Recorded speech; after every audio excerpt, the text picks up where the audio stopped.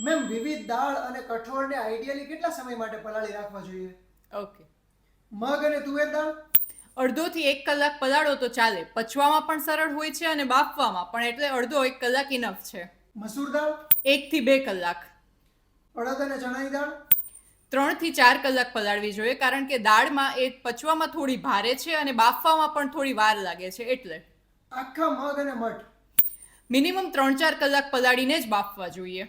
એ સિવાય કાળા ચણા, કાબુલી ચણા, રાજમા, ચોળી, વાલ, વટાણા એ બધા? મિનિમમ 8 થી 10 કલાક, એટલે કે એક આખી રાત તો પલાળી જ રાખવા જોઈએ. આ બધી વસ્તુઓનું જે આઉટર શેલ હોય ને એ થોડું હાર્ડ હોય છે, એટલે પચવામાં પણ ભારે છે, બાફવામાં પણ વાર લાગે છે. અને એક પ્રો ટીપ, આ બધી જ વસ્તુઓને તમે જે પાણીમાં પલાળો ને એ પાણી બાફતા પહેલા ફેંકી દેવું જોઈએ અને નવા પાણીમાં એને બાફવું જોઈએ. આના કારણે જે વ્યક્તિને દાળ અને કઠોળ ખાવાથી ગેસ અને પેટ ભારે લાગવાની સમસ્યા લાગતી હોય ને એમાં રાહત મળશે. Thank you.